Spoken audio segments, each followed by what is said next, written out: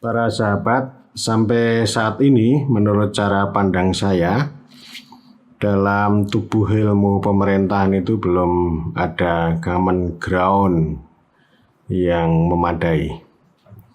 Baik itu dari sisi ontologi, epistemologi maupun aksiologi.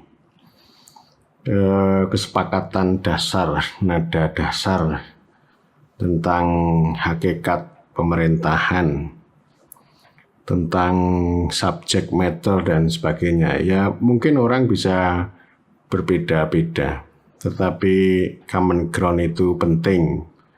Paling tidak itu dua hal ya untuk di common ground itu. Yang pertama, apa yang membedakan ilmu pemerintahan dengan administrasi publik? Ini kan harus dijawab ini. Itu nggak bisa jawab. Ada orang yang mengklaim bahwa ilmu pemerintahan ilmu yang otonom yang lepas dari politik. Ya. Tetapi kemudian lari ke administrasi yang kemudian tidak bisa membedakan antara administrasi publik dengan pemerintahan. Perbedaannya hanya di nomenklatur.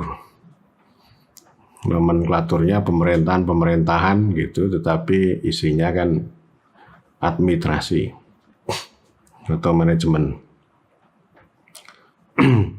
Itu yang pertama. Kemudian yang kedua, common ground itu penting untuk mendudukkan pemerintahan itu bukan sebagai fenomena semata, bukan sebagai objek semata, tetapi harus menjadi subjek dan perspektif. Ya. Jadi Profesor Sadu Wasustiono menyadari bahwa kemampuan ilmu pemerintahan untuk menjalankan tugas-tugas metodologi seperti eksplanasi misalnya itu belum kuat. Ya kalau mau eksplanasi ya berarti minjam yang lain gitu. Ya. Kemudian yang ketiga ini juga ya tak saya tambah ya. Jadi ilmu pemerintahan itu kan ya ada yang pengen mengendaki ilmu yang utuh tapi lebih banyak mengendaki ilmu terapan, ilmu keterampilan mengelola pelayanan publik. Ini sama kan dengan administrasi publik. Keterampilan membuat SOP, standar operasional prosedur gitu. Jadi itu common ground yang belum ada. Ya saya tidak begitu risau kalau di dunia internasional tidak ada governmental science. Meskipun dulu pada akhir tahun 700-an sampai tahun 1830-an di Amerika itu ada sebutan Science of Government, tapi habis itu mati. Jadi saya tidak begitu risau soal itu. Tetapi paling tidak kalau ilmu pemerintahan mau mengklaim itu sebagai ilmu kan tentu common ground tadi harus clear, harus duduk. Ya memang pemerintahan bisa dilihat dari manapun, tetapi akan kehilangan, entah kehilangan hakikat, kemudian mutilasi, ya, dipotong-potong, sama seperti pengennya mau melihat hutan secara utuh, tapi hanya melihat pohon, sehingga tidak menemukan hutan secara semesta atau secara memadai. Nah, persoalan itu tentu juga terkait dengan yang mau saya bicarakan sekarang, yaitu sekte dan mazhab yang begitu beragam. Ya, kalau mazhab paradigma semakin banyak itu nggak apa-apa, artinya kan itu ilmu itu semakin akumulatif. Ya. Artinya punya kemampuan untuk interpretasi, untuk eksplanasi secara lebih baik. Tapi kalau paradigmanya dalam bentuk resep, preskripsi, ya percuma. tidak bisa memberikan tidak bisa memberikan eksplanasi, ya itu namanya jual obat aja, resep atau merek dagang lah gitu ya. Jadi kayak konsep reinventing government ini kan diakui ya sebagai paradigma baru pada waktu itu ya. Tapi kan dia hanya resep, dia nggak bisa memberikan eksplanasi terhadap banyak hal. Mengapa misalnya desa-desa di satu tempat itu masih tahap pra-government misalnya. Sementara desa-desa di tempat lain sudah post-government. Gitu. Nah ini kan harus dijelaskan. Tidak hanya ngomong, pemerintah tidak hanya ngomong resep bagaimana seharusnya pelayan dilakukan. Tapi ini fenomena, kenyataan, fakta itu kan beraneka ragam. Sehingga kalau orang mengklaim ada paradigma tetapi tidak mampu menjelaskan gitu, nih, itu percuma. Nanti penjelasannya pun sangat dangkal dan diulang-ulang. Dan itu akhirnya juga menciptakan krisis ya. Ya mazhab itu bisa paradigma gitu ya. Paradigma kan harus bisa menjelaskan, paling tidak menjelaskan dan itu diakui. Ya, boleh diklaim tapi diakui, dan yang lebih penting itu relevan. Relevan baik secara secara aksiologis juga sih, relevan dengan dunia nyata. Ya tentu akan kembali pada relevansi dengan tugas-tugas metodologi. Baik itu mendeskripsikan, kemudian menjelaskan, memahami, memberikan resep. Jadi sekali lagi ilmu itu bukan hanya memberi resep. Kalau resepnya itu tidak didasarkan pada diagnosis yang memadai, maka resep itu juga hanya omong kosong, tidak menarik. Ya. Itu mazhab. Sekte itu apa? Ya, sekte itu ya kelompok-kelompok. Sekte itu dipandang agak negatif, kelompok-kelompok eksklusif ya, yang tertutup.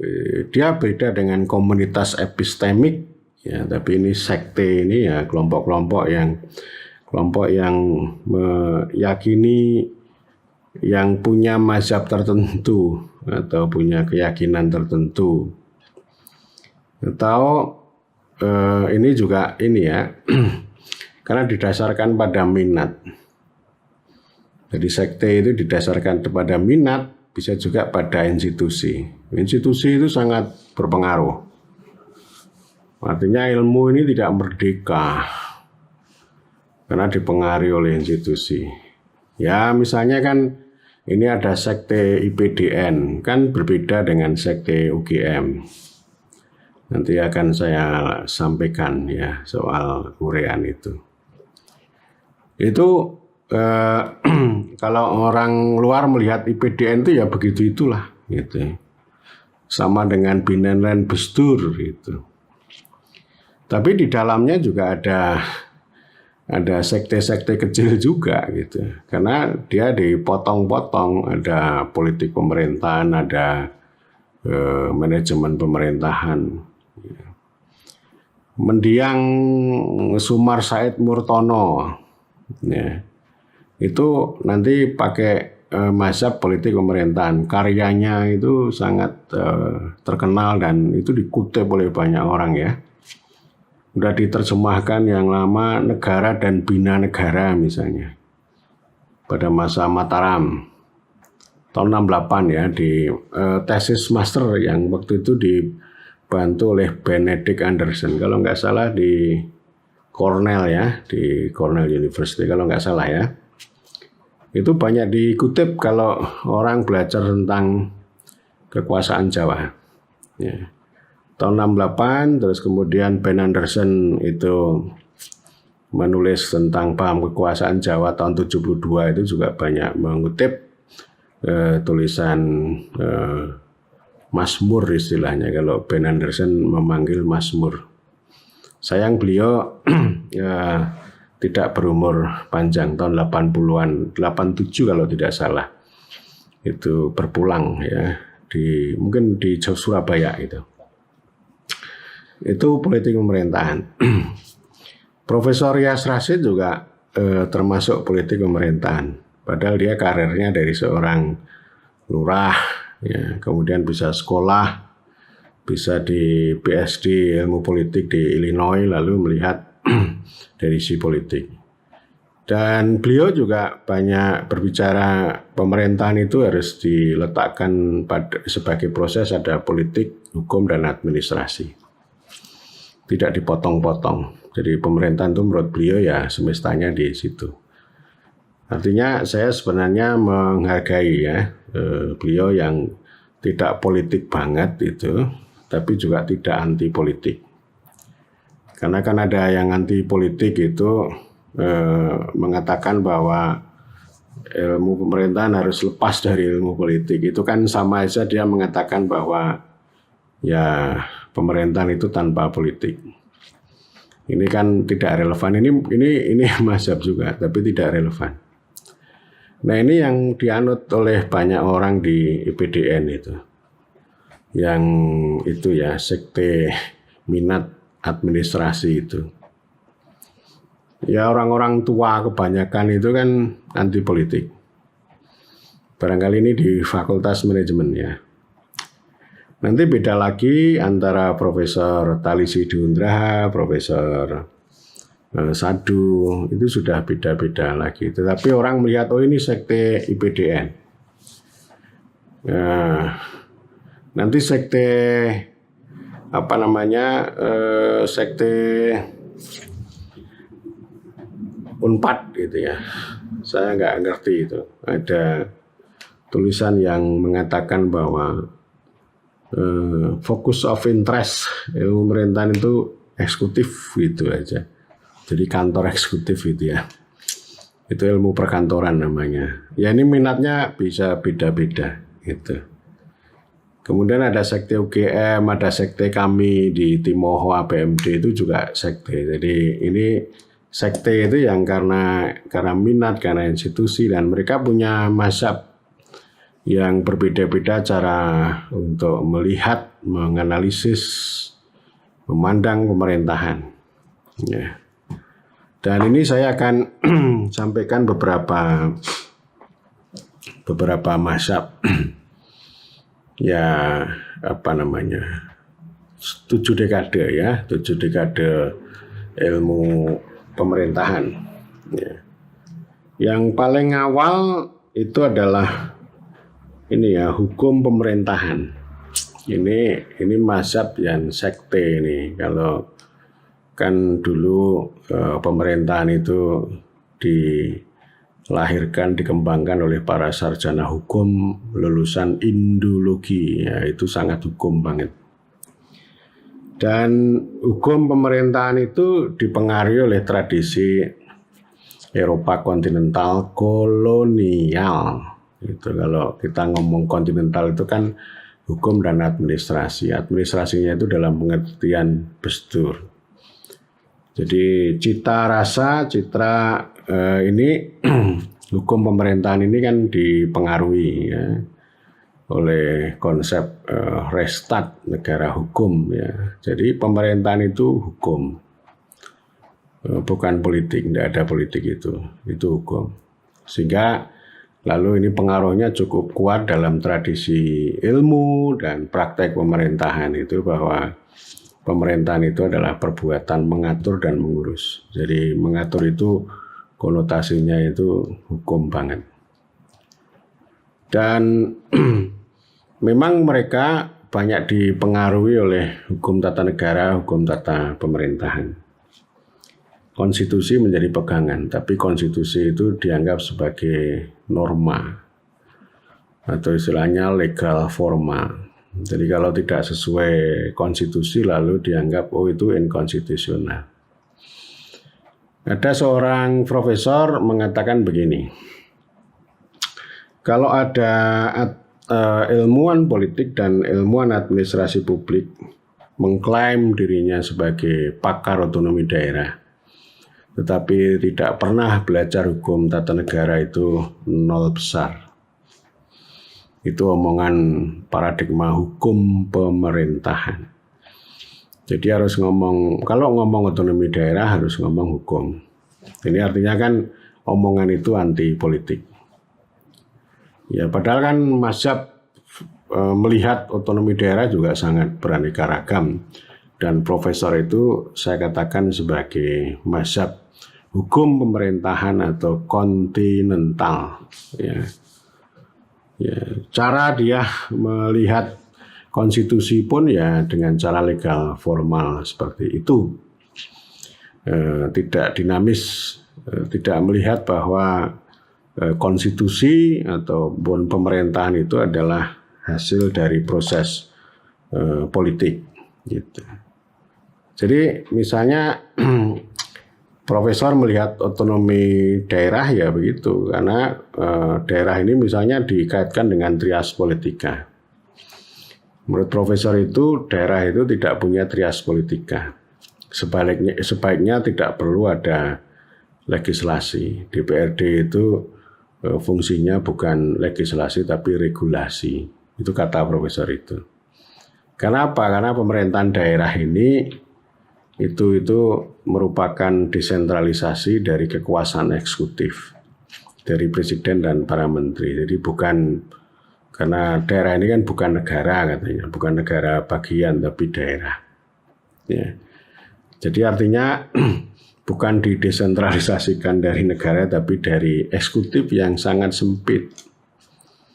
Padahal kan sama ini kan, sebenarnya daerah itu kan negara meso juga, kalau desa kan negara kecil, kalau negara Republik Indonesia itu kan negara besar. Saya tidak mengatakan bahwa itu negara bagian seperti federal, karena kan prinsipnya berbeda.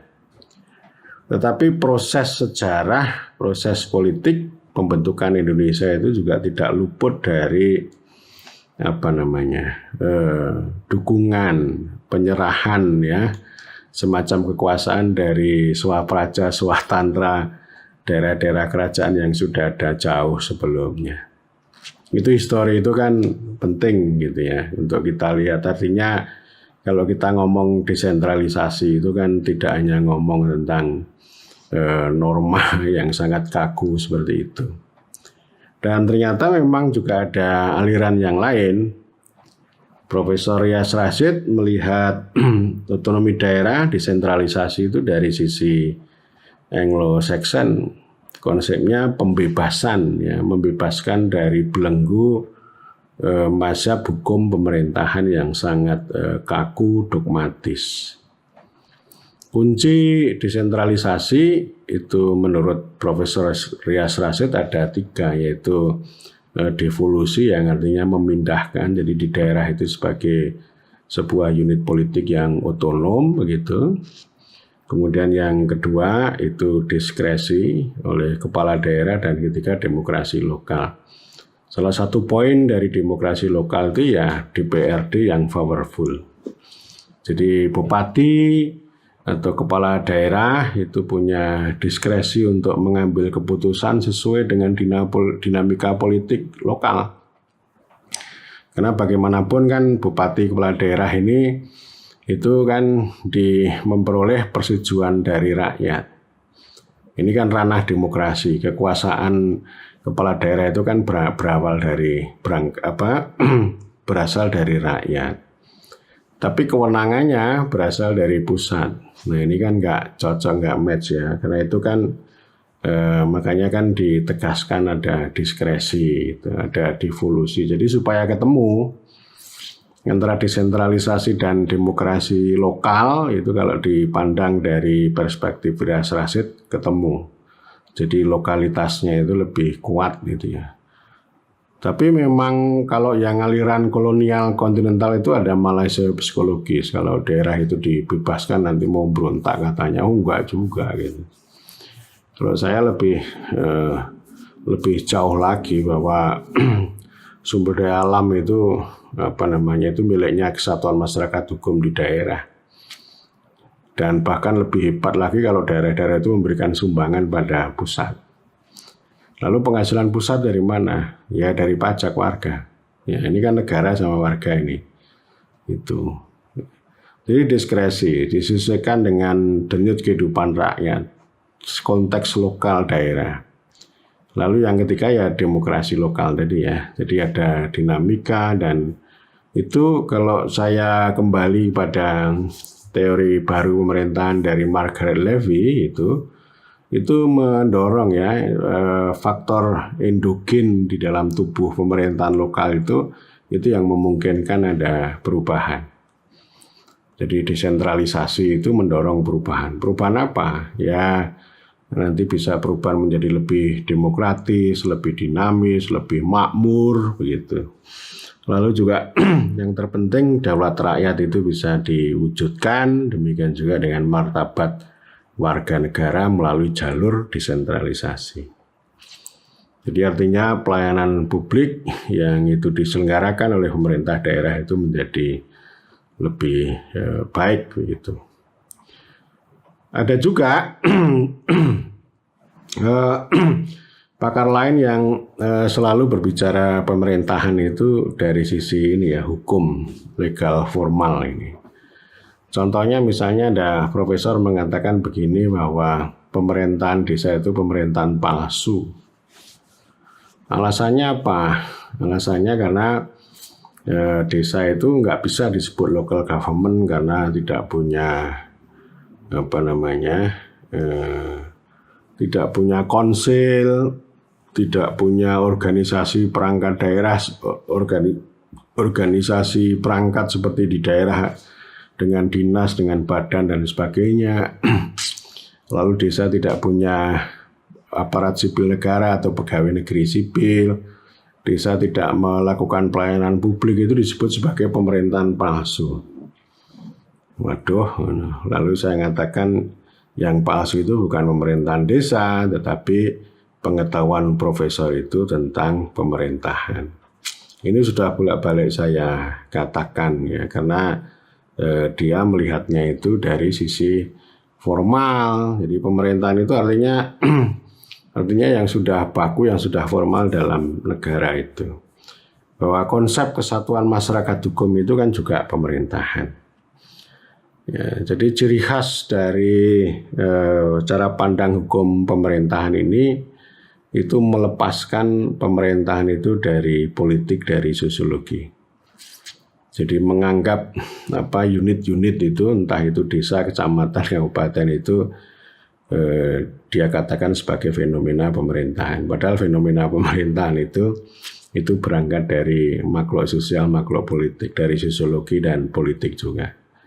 Tapi oleh hukum pemerintahan itu dilepaskan, sehingga ini terbentuk pemerintahan yang anti sosial gitu. Tetapi dia tidak bisa membuat sebuah rekayasa atau pelembagaan pemerintahan yang model Eropa, kan nggak bisa. Jadi ini cara-cara berpikir yang sangat kolonial, dan kolonial pun kan gagal. Kesuksesannya kan mengeruk keuntungan, nambah ekspor, tapi ekspor kan untuk mereka, bukan untuk rakyat. Tetapi pemerintahan secara lebih utuh itu tidak diwariskan, kecuali hanya pemerintahan yang administratif. Pemerintah dalam pengertian punya koersi gitu, punya kekuatan untuk menegakkan hukum, itu kan tidak diwariskan. Karena pendekatan yang sangat personal itu juga ada, itu tidak harus untuk para raja, para bupati pribumi, tapi para pimpinan dan bestur orang-orang Eropa itu juga mempraktekkan hal yang sama dengan cara-cara yang sebenarnya tidak terlembaga seperti konsep negara hukum yang ada di Eropa. Sehingga ini kalau pemerintahan itu kan modelnya macam-macam ya. Ada pemerintahan yang bersifat adat, indigenous, ada pemerintahan yang model DIY, Ada pemerintahan yang model Papua, model Aceh, model DKI, itu kan beda-beda ya. Jadi nanti itu DIY juga dianggap bukan pemerintahan, jangan-jangan karena tidak dipilih oleh rakyat katanya begitu ya. Jadi ya kecamatan itu juga pemerintahan, ya, tapi pemerintahan yang sangat administratif gitu, ya, bukan pemerintahan yang secara utuh. Nah ini pertama ya, hukum pemerintahan. Kemudian yang kedua itu mazhab administrasi pemerintahan. Ini ada dua apa namanya jenis ini. Ada yang kolonial dan ada developmental. Kolonial itu dipengaruhi oleh Anglo-Saxon, kemudian developmental itu dipengaruhi oleh administrasi publik yang tradisi Amerika. Tradisi Anglo-Saxon ini memang setelah Perang Dunia Kedua ini ada konvergensi. Saya sering mengatakan ini ada dua kubu, ada kubu Anglo-Saxon, ada kontinental. Kontinental itu bicara negara, yang kedua bicara hukum dan pemerintahan. Hukum dan administrasi, administrasi model Eropa. Bestur namanya ya, bestur. Open bar bestur gitu. Kalau di Amerika itu politik dan administrasi. Jadi di Amerika pemerintahan itu adalah politik dan administrasi, tapi kemudian dibelah administrasi menjadi mandiri. Nah konvergensinya ini administrasi ini. Jadi kemudian itu sangat mewarnai ilmu pemerintahan yang paling dominan pada masa itu gitu. Ya, jadi administrasi yang paling awal dan ini membentuk ya, ini melahirkan membentuk ilmu pemerintahan itu adalah administrasi bestur kolonial. Baik ini dipengaruhi oleh Hindologi, oleh Bestur Kunde yang dari sana ya, dari negeri Belanda, kemudian juga dipengaruhi oleh praktek Binnenland Bestur, Inlands Bestur. Ini model pemerintahan kolonial yang sudah ada sangat lama di tanah jajahan kita. Ya. Yang ini semua itu meminjam sejarawan itu Racing ini, saya katakan sebagai kabut tebal kedaulatan, sehingga dengan administrasi itu, ya, baik administrasi model Anglo-Saxon maupun administrasi kolonial kontinental itu, kita itu tidak bisa melihat pemerintahan itu secara terang, benderang dan jernih gitu. Tapi ini dipotong-potong, jadi hanya melihat pemerintahan itu ya di birokrasi itu, di open bar bestur gitu ya, yang saya sudah bicarakan. Tentu ini barang yang paling awal, paling lama, tapi kan menjadi legenda. Bolak-balik saya katakan ada tokoh bernama Van Vulje gitu ya, yang dinobatkan sebagai bapak ilmu pemerintahan ya. Ya, Indonesia kan nggak punya bapak ilmu pemerintahan, bapaknya nyari-nyari di Belanda sana. Saya tidak mengakui ya. Tidak mengakui ya. Jadi kalau pertanyaannya kalau sekarang masih ada nggak aliran seperti ini? Ya masih. Jadi kalau orang menulis tulisan atau mengajar itu ya, mendoktrinkan punya Bulje, lalu Bulje itu sebagai bapak ilmu pemerintahan, berarti orang-orang itu aliran di sini, aliran kolonial, gitu, aliran administrasi pemerintahan yang berbau kolonial itu. Ya, jadi tidak berangkat dengan konstitusi ya, pemerintah negara Republik Indonesia, tetapi berbicara dari sisi apa namanya, dari sisi itu tadi ya, bestur gitu ya. Nah saya kira ini memang banyak, dan administrasi publik, administrasi model Eropa maupun model Amerika ini memang sangat dominan ya. Dan apalagi kalau ini para sarjana administrasi itu sangat kuat di sana. Jadi melihat pemerintahan itu hanya dari sudut administrasi gitu. mazhab administrasi pemerintahan itu lebih banyak berbicara tentang apa yang disebut oleh Woodrow Wilson itu sebagai metode eksekutif. Jadi punya keyakinan bahwa administratif itu cabang keempat pemerintahan. Mengejar efisiensi dan efektivitas. Apa efektivitasnya, efisiensinya ya secara umum ya penyelenggaraan metode eksekutif itu, terutama kebijakan. Kalau mazhab ini berbicara kebijakan itu tidak melihat aspek politik, tidak melihat pemerintahan juga dari aspek politik, tapi dari sini ke sini ya, bukan ke hulu. Tadi efisiensi dan efektivitas. Kalau berbicara kebijakan, tentu akan menyentuh bagaimana formulasi kebijakan. Ya, tentu ini dengan metode yang ilmiah ya, metode eksekutif itu artinya metode ilmiah yang sangat dipengaruhi oleh progresivisme Amerika gitu. Karena pemerintahan konstitusional itu dianggap konservatif, tidak progresif gitu. Jadi yang efisiensi dan efektivitas ini yang dianggap lebih progresif.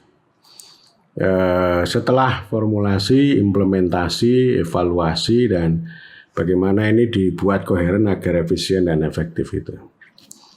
Ya, itu efisiensi dan efektivitas itu ya menjadi segala-galanya. Tidak butuh legitimasi, tidak perlu melihat dinamika di masyarakat, nggak perlu gitu. Dulu ada seorang profesor mengatakan begini ya dalam dunia kebijakan itu. Kalau kita mau melibatkan partisipasi masyarakat itu, mereka bisa apa? Kebijakan itu harus diserahkan pada ahlinya, bukan pada masyarakat gitu. Nanti kalau di masyarakat dilibatkan itu malah akan mengganggu efisiensi dan efektivitas. Itu keyakinan yang luar biasa mendarah daging. Dan kalau kita lihat, kita cermati pada kurikulum ilmu pemerintahan, mazhab administrasi pemerintahan itu tampak pada mata kuliah, misalnya ada mata kuliah dasar-dasar administrasi publik, kemudian ada mata kuliah organisasi pemerintahan, ada birokrasi, kemudian ada yang menonjol itu dua, kebijakan publik sama pelayanan sektor publik. Nah, ini administrasi publik banget, itu sangat anti politik.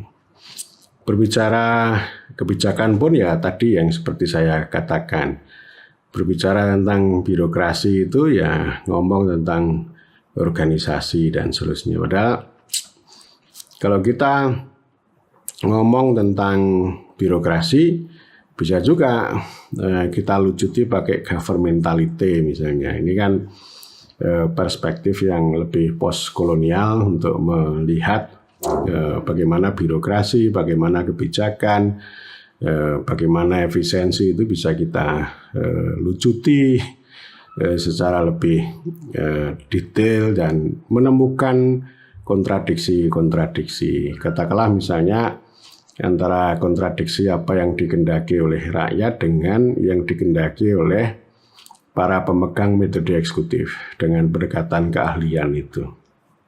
Sehingga ini memang yang kalau hukum pemerintahan itu lebih banyak berbicara tentang legalitas, legal formal, tetapi kalau administrasi ini berbicara aspek ini teknokrasi dan birokrasi pemerintahan. Ya, jadi paradigmanya di situ, dan saya kira kita tidak sulit untuk mengenali ya tulisan-tulisan ilmuwan pemerintahan yang beraliran ini sudah sangat banyak dan itu mendarah daging juga di mahasiswa. Jadi kalau mahasiswa mengajukan judul skripsi temanya adalah ini ya, implementasi, ya itu sudah efektivitas gitu. Ya itu pasti itu.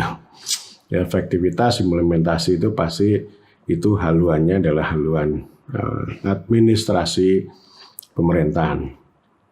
Kalau tidak salah saya pernah membuat video judulnya Ilmu Pemerintahan Rasa Administrasi. Itu yang paling pokok itu pertanyaannya adalah apa sih perbedaan antara ilmu pemerintahan dengan administrasi publik? Ya, lalu ada yang mengatakan sama. Ya kalau sama ya ngapain ada ilmu pemerintahan kan begitu. Kemudian ada juga yang menjawab ya beda dong gitu. Pemerintahan itu kan jelas. Ya. Pemerintahan itu studi tentang hubungan yang memerintah dengan yang diperintah. Tapi orang yang ngomong begitu itu kalau mengajar, menulis, meneliti itu isinya lagi-lagi administrasi. Ya, selain nanti ada yang manajemen, aliran manajemen gitu. Ya itu begitu. Nah ini administrasi, itu yang kedua ya. Kemudian yang ketiga itu aliran atau masa politik pemerintahan. Nah ini Universitas Gadjah Mada itu mengambil aliran itu bahwa pemerintahan itu adalah politik. Ya kalau di dunia barat itu kan ada departemen yang judulnya misalnya ya ada sih yang Department of Political Science itu sudah selesai lah. Tapi ada juga yang Department of Government itu misalnya seperti di Harvard atau di Cornell. Ada juga dua yang Departemen Politics and Government, lalu sebaliknya Government and Politics. Nah ini kalau menurut cara pandang saya kalau Politics and Government itu memandang titik tekannya heavy-nya pada politics. Government itu adalah politics ya. Pemerintahan itu adalah politik. Tapi kalau yang Departemen Government and Politics itu ya melihat government itu menjadi yang objek utamanya, subject matter yang utama. Jadi melihat pemerintahan itu yang lebih utama dan bisa jadi politik itu nanti menjadi bagian dari proses pemerintahan. Jadi menjadi bagian, tapi kalau yang politik pemerintahan itu ya politik itu sebagai backbone. Jadi sistem pemerintahan itu menjadi bagian dari sistem politik ya, entah itu polite yang besar seperti negara maupun masyarakat. Jadi kalau istilah lama ini ngomong tentang input ya, input politics yang itu berasal dari society dalam pengertian yang lebih luas gitu. Dan ini variannya sangat banyak. Jadi studi tentang ekonomi politik, tentang sosiologi politik, tentang perilaku politik, macam-macam untuk melihat pemerintahan. Ya, jadi ini betul-betul menggunakan ilmu politik untuk melihat pemerintahan. Orang yang begitu banyak sekali, ya banyak sekali, dan di kurikulum ilmu pemerintahan pun di tempat kami yang ini juga ada diwadahi aliran politik pemerintahan itu. Ada banyak mata kuliah analisis politik, ada itu dinamika politik lokal. Ya itu kan dulu kompromi kami begitu. Jadi ada track, ada diwadahi semua. Ini kan sinkretisme ini ya. Ada yang administrasi diwadahi, yang governance diwadahi, yang politik juga diwadahi. Ya. Jadi akhirnya gaduh-gaduh. Sambungannya gimana? Nggak ada gitu. Untuk menyambungkan itu kan itulah yang disebut dengan common ground. Menyambungkan itu dengan lebih baik itu belum ada gitu. Dan orang yang menyenangi masa politik pemerintahan itu misalnya mengkaji pilkada, dinasti politik gitu. Ya itu namanya politik. Saya selalu tanya, Anda itu studi pemerintahan atau studi politik sih gitu. Ya, ini pemerintahan, Pak. Bedanya apa? Politik sama pemerintahan kan nggak bisa juga menjelaskan. Sama juga dengan mahasiswa yang meneliti tentang efektivitas, itu dia nggak bisa membedakan pemerintahan sama administrasi. Orang yang meneliti tentang pilkada, pilkades, politik uang juga tidak bisa membedakan antara politik dan pemerintahan. Paling banter hanya bisa mengatakan, loh pemerintahan itu kan politik gitu. Lalu saya mengatakan sebaliknya, loh politik kan juga pemerintahan gitu. Jadi dibolak-balik artinya tidak bisa menjawab, mendudukkan dengan tegak lurus. Yaitu politik pemerintahan, ya.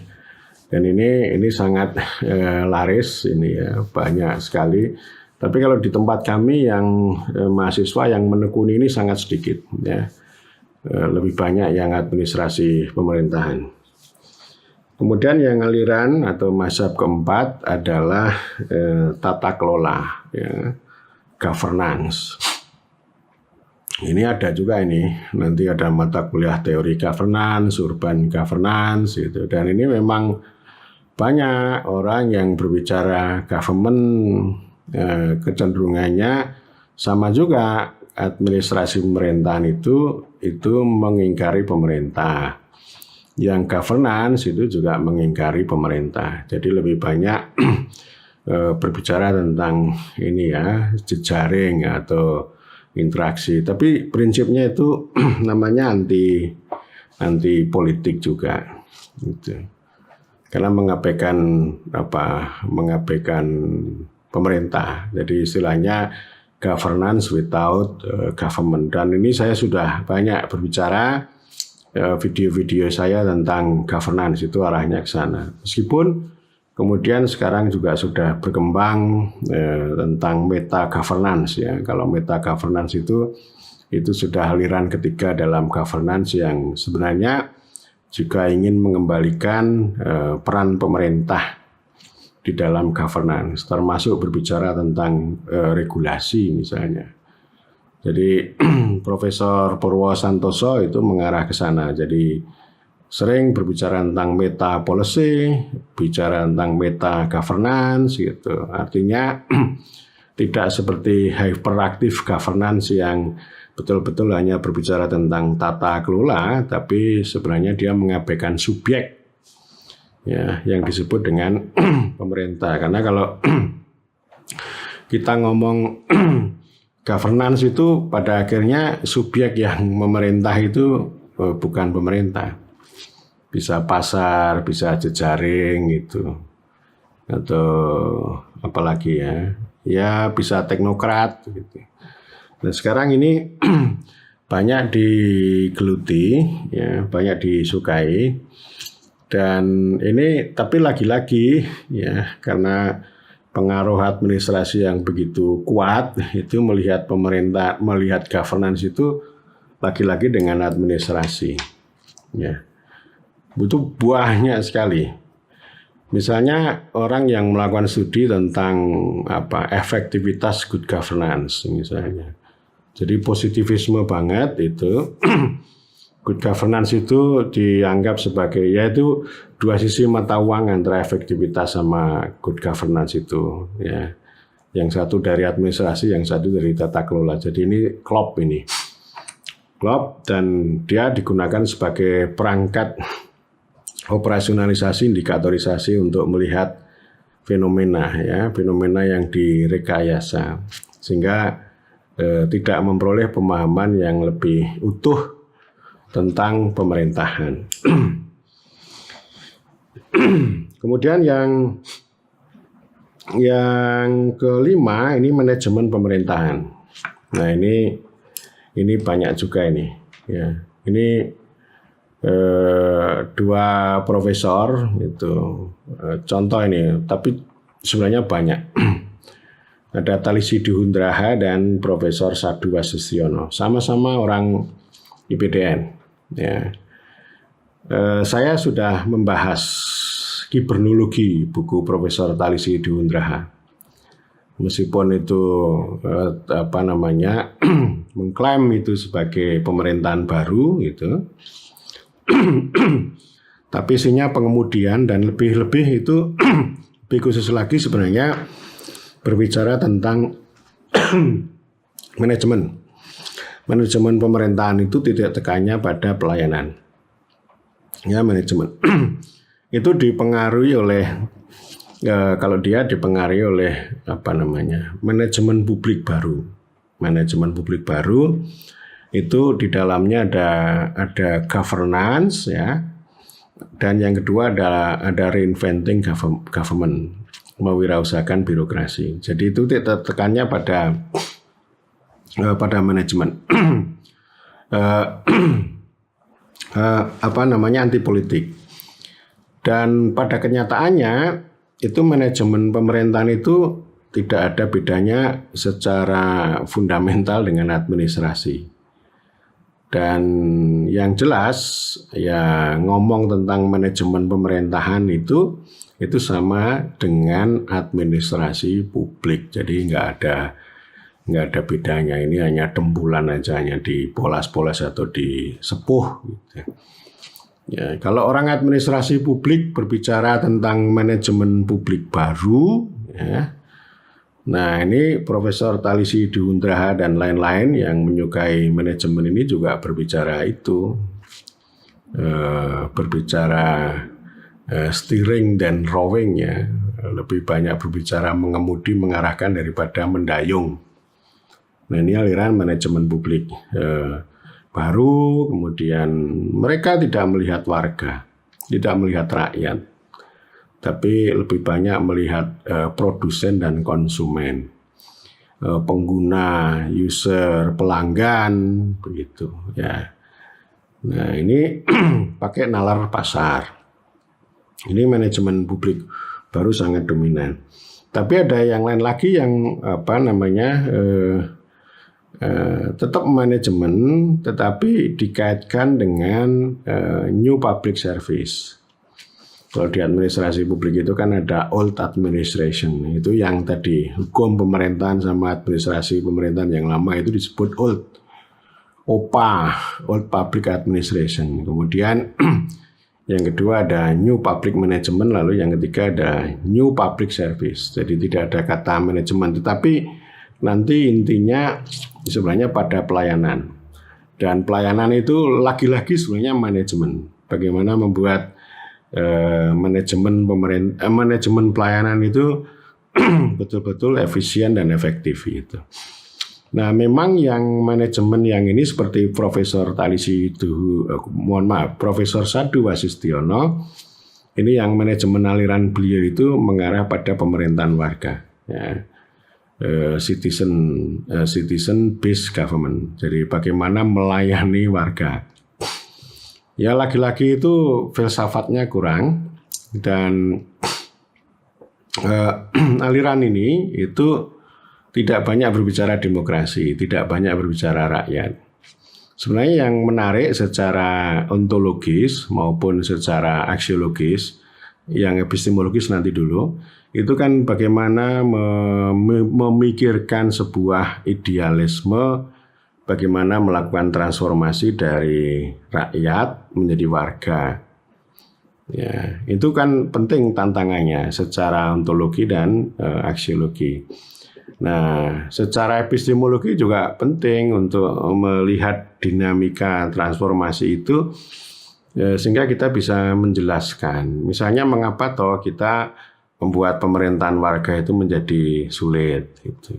Ya, yang saya katakan misalnya, karena pemerintahan selama ini itu mengalami developmentalisasi, pemerintahan kita itu bercorak pembangunan, pemerintahan kita itu diarahkan untuk pembangunan, governance for development, sehingga dia tidak berhasil membawa perubahan dari rakyat menjadi warga, dari politik menjadi hukum. Hukum terpisah dengan politik, administrasi terpisah dengan politik, sehingga pemerintahan ini secara ontologis, secara epistemologis dan aksiologis itu menjadi medan pertarungan itu, pertarungan antara politik, antara administrasi dan hukum. Demikian juga dengan manajemen. Kalau manajemen aja dia sangat dekat dengan yang administrasi, meskipun ada titik tekan yang beda-beda. Misalnya kalau Profesor Sadu berbicara mengenai warga, kalau Profesor Talisi Duhundraha bicara tentang konsumen. Sekali lagi, yang konsumen itu karena dipengaruhi oleh New Public Management, kemudian yang satu, yang Profesor Sadu yang bicara warga, itu dipengaruhi oleh New Public Service. Tetapi asal-usul New Public Service itu kan sebenarnya teori demokrasi sebenarnya. Kalau ngomong citizen itu kan teori demokrasi. Atau dalam bahasa saya itu mendemokrasikan pelayanan publik. Nanti akan saya bahas juga ini ya. Artinya saya ingin mengatakan bahwa pelayanan publik itu tidak hanya pelayanan sektor publik gitu ya. Itu jelek banget itu. Saya nggak suka dengan istilah sektor publik. Itu betul-betul mereduksi, apalagi itu sesat itu. Saya sudah bicara di video saya sebelumnya. Pemerintah itu yang disalah kaprai atau disesati menjadi sektor publik. Ya, tetapi ini penting, bagaimanapun warga itu penting. Ya, tapi warga itu tidak bisa dijawab semata-mata dengan manajemen pelayanan gitu. Karena kalau Profesor Sadu kan lebih mengutamakan pemerintahan itu kan studi tentang kewenangan dan pelayanan gitu. Pelindungannya di mana, perpajakannya di mana kan gitu, ya.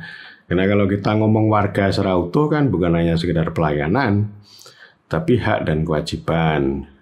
Hak warga itu ya memperoleh perlindungan dan pelayanan, kewajibannya pajak, kan begitu. Nah kalau pajak sekarang itu belum banyak begitu, ya.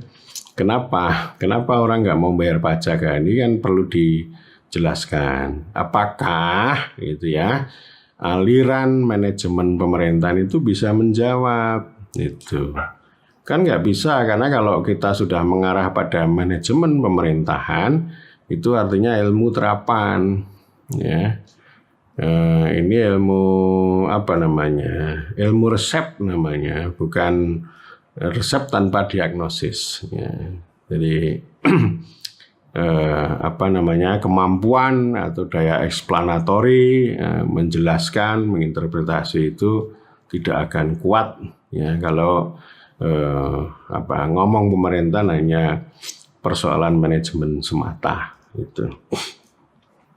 Kemudian ini yang keenam, ini aliran teknologi pemerintahan ini yang sudah mulai tumbuh. Ada sebuah perguruan tinggi yang mengambil minat di situ. Ini menghubungkan antara revolusi industri 4.0, digitalisasi, teknologi informasi dengan pemerintahan. Sehingga ini ilmu resep juga, ini ilmu keterampilan ini. Tapi keterampilan IT itu menjadi kekuasaan. Bukan hanya soal keterampilan gitu. Saya sudah bolak-balik mengatakan itu. Digital government itu kan kehilangan subjek, pemerintah sebagai subjek hilang. Jadi pemerintah itu sebagai objek yang didigitalisasi. Jadi subjeknya adalah digital. Ya. Jadi ini yang dikembang biakan. Mereka mengatakan bahwa IT itu segala-galanya ini sebagai backbone, bukan sebagai supporting system gitu. Sehingga diskursus, ya, penelitian, kajian mengenai digital government ini terus-menerus dikembangbiakan. Nah, kalau kita ngomong tentang digital government, itu artinya masuk dalam ranah post government, the death of government. Jadi pemerintah itu sudah mati, yang dihidupkan dan mau diperkuat itu ya digitalnya itu. Ya, so ini untuk pelayanan. Tetapi lagi-lagi ya, kalau orang banyak, rakyat banyak itu kan macam-macam. Ya, jadi belum tentu yang namanya digital itu bisa menyelesaikan seluruh hajat hidup orang banyak, denyut kehidupan rakyat. Yaitu hanya kelas-kelas rakyat jelita saja yang memang membutuhkan pelayanan itu. Ya, contoh yang sudah berkali-kali, entah itu pupuk langka atau banjir atau apa, kan nggak bisa ditangani dengan digital government ini, kan hanya perangkat ya untuk memudahkan administrasi saja. Karena saya ingin mengatakan bahwa ini kan urutan pemerintahan itu ada politik, hukum, administrasi, manajemen, lalu teknologi. Jadi teknologi itu hanya untuk mendukung manajemen saja, bukan menggantikan pemerintahan secara keseluruhan. Ya, misalnya kalau ada orang-orang yang dirugikan dari perusahaan partikelir asuransi, ya, seperti saya ini menjadi salah satu korban dari dari asuransi. Apakah digital government itu bisa menjawabnya? Ya.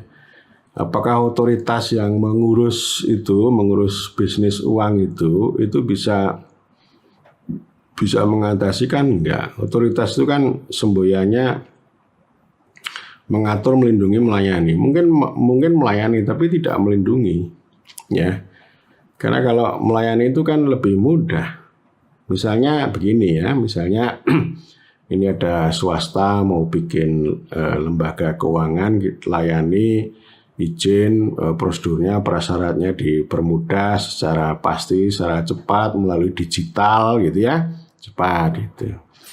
Tapi habis ini setelah dia berbisnis mengumpulkan uang nasabah, kemudian uangnya dimainkan, entah di saham kayak atau digunakan untuk mendirikan PT yang lain.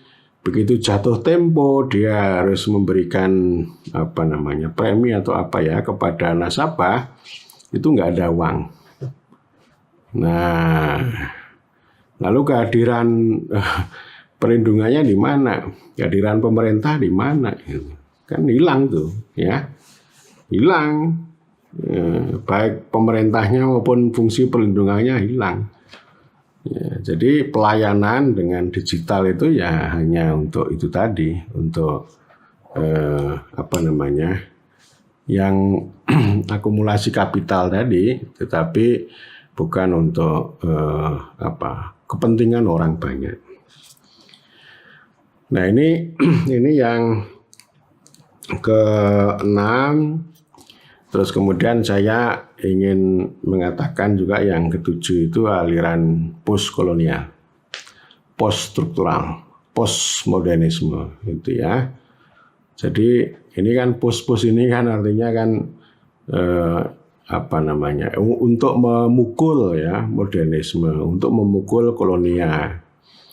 Jadi administrasi, hukum, kemudian kayak tata kelola, manajemen, teknologi ini kan produk modernitas, produk kolonialisme juga. Ini yang kemudian dipukul oleh perspektif postkolonial. Postkolonial, poststruktural, postmodernisme ini antara lain yang relevan dengan pemerintahan memunculkan konsep atau perspektif governmentality. Ya, yang saya sudah bikin video tentang itu. Intinya ada beberapa. Yang pertama bahwa perspektif ini melihat struktur itu sudah mati. Ya. Sudah mati, tidak relevan gitu. Jadi ini berbicara the death of structure, the death of the state, kematian negara, the death of government. Maksudnya memang bukan anti pemerintah sebenarnya, bukan anti negara, tetapi kekuasaan itu sudah menyebar, tidak hanya terkonsentrasi di struktur pemerintah atau di struktur negara, tetapi sudah meluas. Teknokrat itu punya kekuasaan, konsultan punya kekuasaan, pendamping desa punya kekuasaan, kemudian juga alat perangkat aplikasi digital itu juga punya kekuasaan. Jadi mereka juga memerintah. data, ya, uang, gitu. Itu juga punya kekuasaan. Jadi kekuasaan itu menyebar, artinya kekuasaan itu tidak di tangan struktur. Ya, sehingga ketika ini kekuasaan sudah digerogoti masuk ke berbagai sisi ini, maka struktur besar yang disebut dengan pemerintah maupun negara ini sudah mati. The death of the state, the death of government. Nah ini patut disayangkan, justru sumbangannya dari situ. Ya, jadi artinya ini kecelakaan betul kalau pemerintah ini kan mati kalau dilihat dari sudut studi tentang post termasuk governmentality ini ya. Itu yang pertama. Kemudian yang kedua, studi yang post ini, studi pasca ini itu menggunakan metodologi interpretif, ya, interpretasi. Dia tidak eksplanasi, ya, tapi tetap bisa ditemukan penjelasannya itu dengan cara genealogis, dan yang lebih penting dia itu menginterpretasi, memahami fakta, bukan fakta pada pengertian struktur, bukan. Ya, tetapi dengan praktek diskursif, dengan kata kunci diskursus bahasa. Omongan yang dipraktekkan, praktek yang diomongkan oleh siapapun, termasuk oleh misalnya ini SDGs desa, diomongkan, direproduksi oleh sosiolog yang tidak sosiologis, dilembagakan lalu ditebarkan oleh menteri bawahannya, kemudian sampai pendamping desa, sampai ketemu dengan kepala desa. Itu namanya kekuasaan. Jadi diskursus tentang SDGs desa itu adalah kekuasaan yang mendefinisikan, mentarget subjek. Jadi desa harus begini, harus begitu, do and don't, begitu ya. Jadi artinya ini sama juga kalau dibalik, ini subjek-subjek ini itu di engineering gitu ya, itu sebagai objek terhadap produsen kekuasaan, entah itu melalui konsep, melalui proyek, melalui angka, melalui digital. Ini sekali lagi bukan pemerintah, artinya sebenarnya yang memerintah ya mereka itu.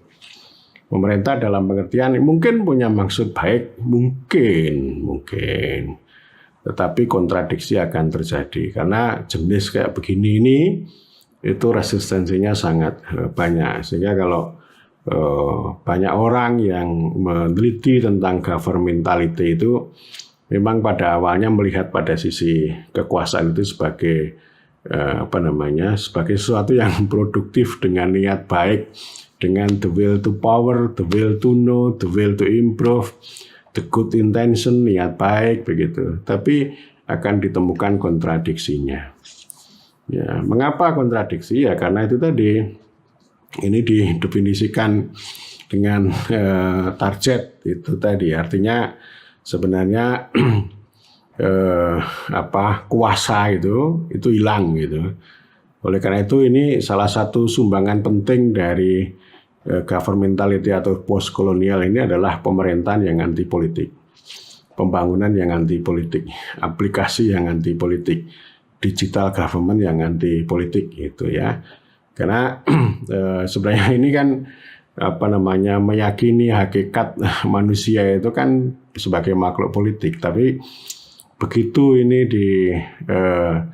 dikenai dengan kekuasaan tadi, lalu kecenderungannya anti politik.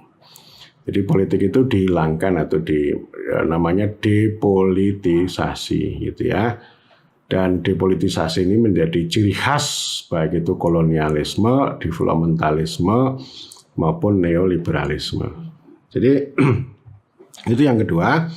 Kemudian yang ketiga terkait dengan yang kedua juga, itu perspektif pasca ini termasuk governmentality itu tidak berpretensi, tidak bermaksud membuat resep atau membuat preskripsi. Tapi sebaliknya justru mengkritik, melucuti resep-resep yang itu muncul dari kolonialisme, developmentalisme, sama neoliberalisme.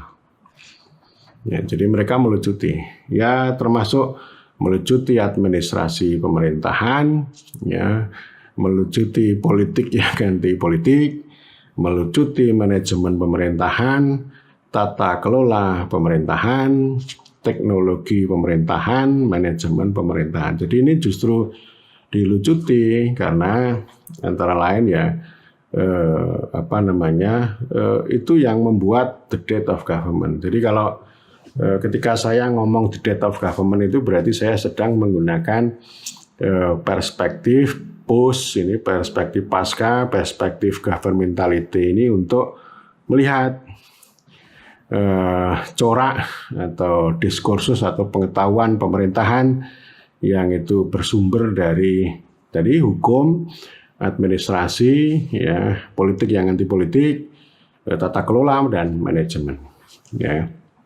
Jadi intinya di sana ini sehingga dibombardir sehingga semua argumen yang itu dianggap rasional, objektif, penuh dengan keahlian ini sebenarnya kontradiksi yang justru membuat pemerintah itu menjadi mati. Jadi mereka memang tidak punya resep. Bagaimana resepnya gitu ya? Ya inilah kemudian menjadi tantangan bagi kami ya. Dan dengan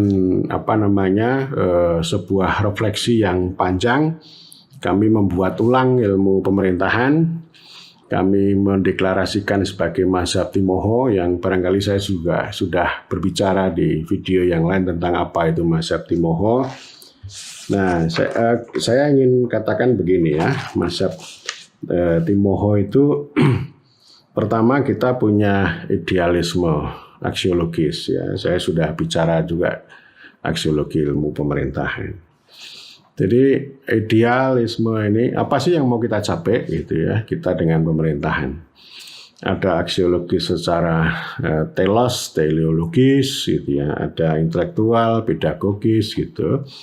Tetapi penting untuk kami katakan bahwa pemerintahan itu harus diletakkan pada kerangka Pancasila dan Konstitusi, Undang-Undang Dasar 45. Bukan cara memahaminya bukan dengan moralisme, bukan dengan positivisme, tapi idealisme. Ya, kerakyatan yang dipimpin oleh hikmat kebijaksanaan dalam permusyawaratan perwakilan itu adalah pintu masuk bagi kita untuk memahami pemerintah negara Republik Indonesia. Kerakyatan itu dilandasi oleh ketuhanan, kemanusiaan, dan kebangsaan atau persatuan Indonesia. Demikian juga dengan kerakyatan atau pemerintah demokrasi itu menjadi jalan untuk mencapai keadilan sosial bagi seluruh rakyat Indonesia. Jadi arahnya ke sana ya. Kerakyatan itu menjadi hakikat pemerintahan. Bukan administrasi, bukan manajemen ya. Ya, itu poin pertamanya di situ ya. Kemudian masih dalam pengertian idealisme, kami ini bringing government back in. Government matters, government itu penting ya. Jadi kami bringing government itu artinya government itu ya secara aksiologis kita muliakan, kita dudukkan, bukan dilucuti, bukan diingkari, ya. Bukan kita membahas pemerintahan hanya administrasi, tapi tidak pernah membahas pemerintah. Gitu. Dan bringing government back in ini menjadi unit analisis. Ya. Ini kemudian yang ketiga, secara epistemologis kami menghadirkan pemerintahan itu harus sebagai perspektif, ya, bukan hanya sebagai fenomena atau sebagai objek, tetapi sekali lagi itu terkait dengan bringing government, itu pemerintah itu menjadi subjek. Ini kan satu idealisme, ya. Nah, tentu saja yang berikutnya ada realisme itu. Ya, ada realisme yang itu memang perlu kita lihat, kita analisis, ada interpretasi, ada eksplanasi yang lebih memadai. Itu tantangan yang luar biasa dan kami melihat lagi secara ontologis ya pemerintahan itu jangan dipotong-potong dengan administrasi, dengan hukum yang tadi ya yang sudah saya sampaikan, sehingga kami mengatakan bahwa pemerintahan semesta. Ini seperti kalau kita melihat hutan itu ya hutan, tidak hanya pohon-pohon gitu, tapi hutan secara keseluruhan. Paling tidak pemerintahan itu sebagai proses ya politik, administrasi, ya politik, hukum dan administrasi yang bisa didukung dengan manajemen dan teknologi. Jadi itu utuh, itu nggak boleh digeser-geser. Artinya kita tidak bisa memutilasi pemerintahan, ngomong pemerintahan hanya pada sisi administrasi gitu, atau hanya sisi teknologi. Jadi itu masih juga termasuk idealisme, tetapi kalau kita mau melihat realisme, itulah yang kemudian kita akan temukan kesenjangan. Misalnya begini, ya, jadi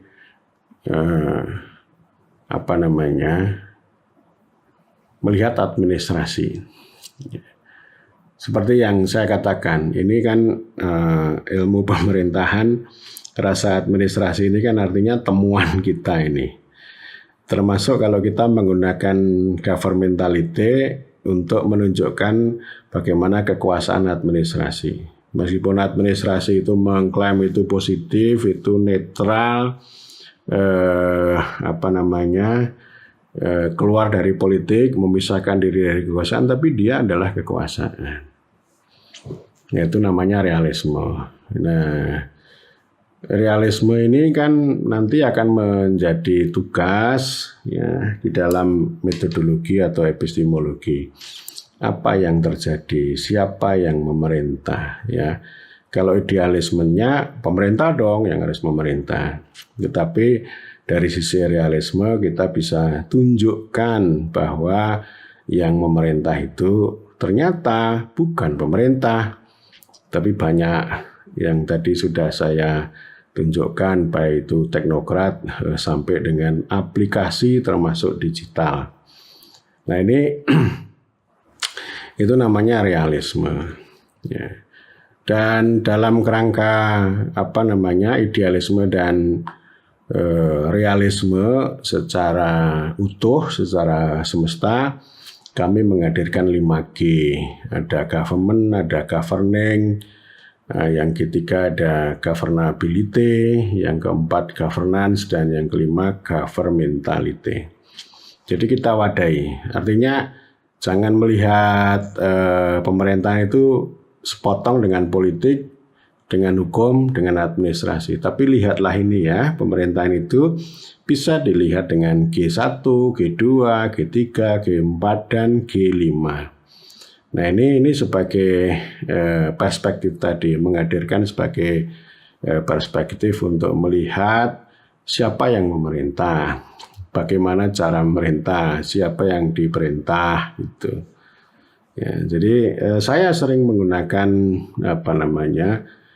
G5 ya, G5 itu untuk menunjukkan realitas ya. Seperti yang tadi sudah saya sampaikan. Saya mendorong para mahasiswa untuk melucuti ini sehingga ini punya kontribusi yang semakin banyak bahwa nanti yang potong-potong mutilasi tadi, entah itu administrasi maupun teknologi pemerintahan, manajemen pemerintahan itu namanya pendekatan mutilasi.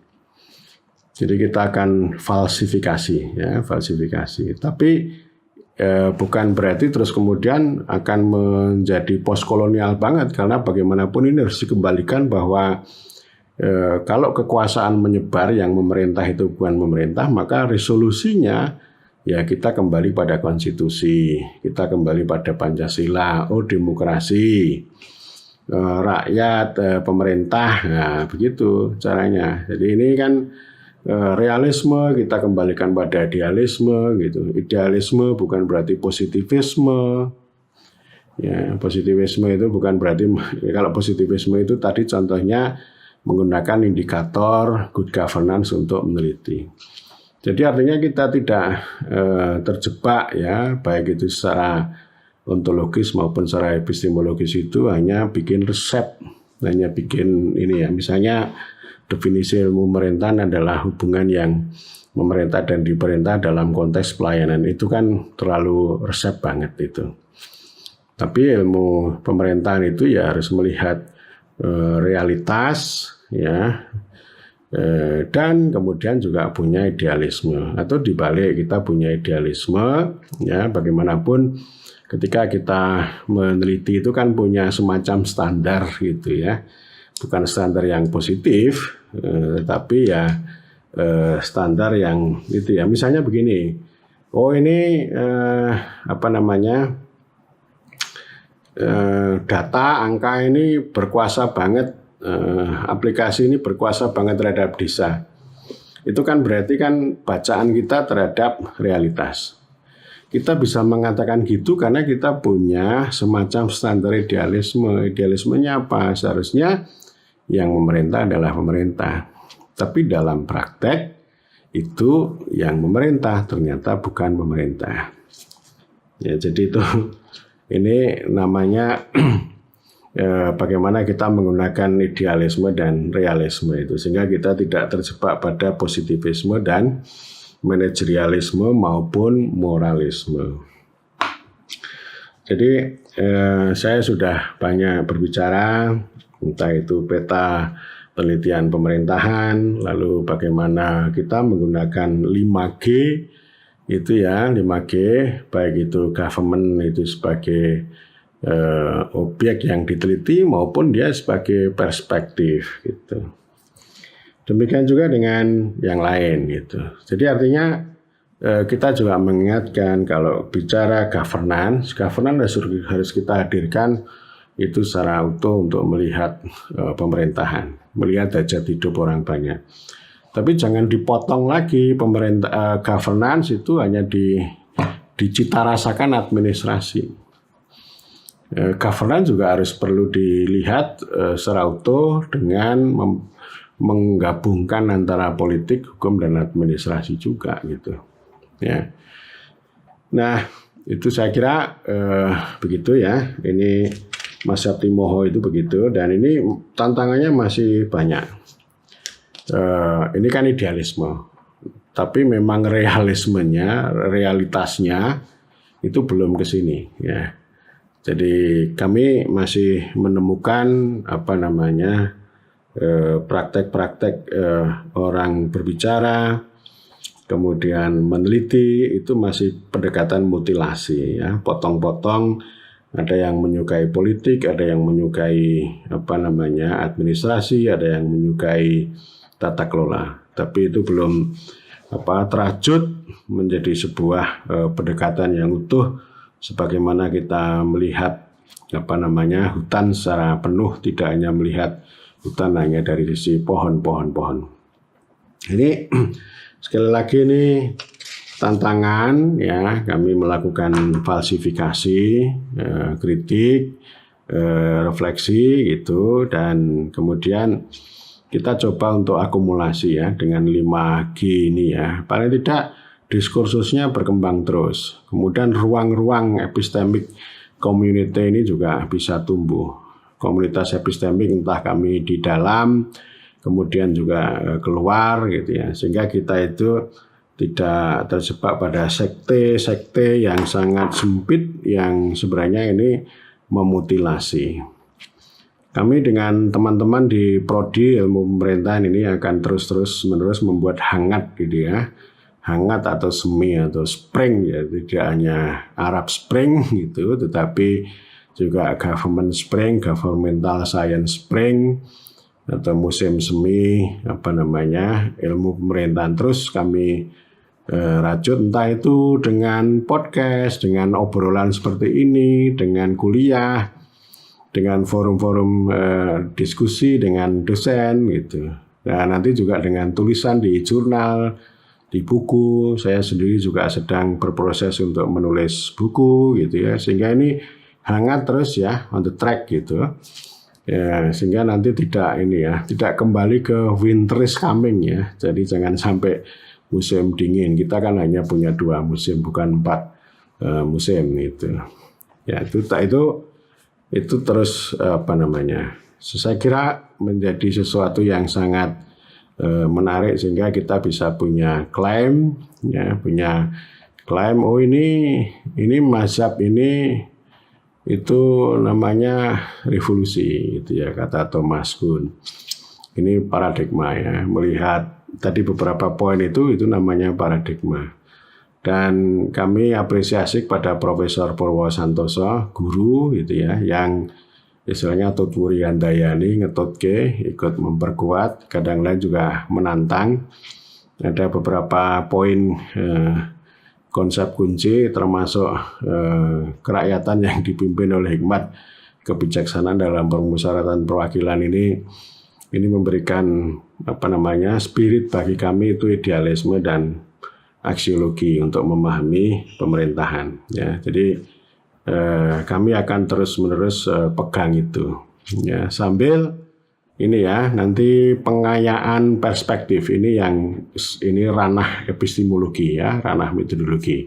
Bagaimana membentuk perspektif itu, kemudian bagaimana menggunakan perspektif pemerintahan dengan 5G itu untuk melihat fenomena pemerintahan, baik itu hal ehwal pemerintah, kemudian perbuatan pemerintah, lalu urusan pemerintahan atau hajat hidup orang banyak. Saya kira demikian dan matur nuwun.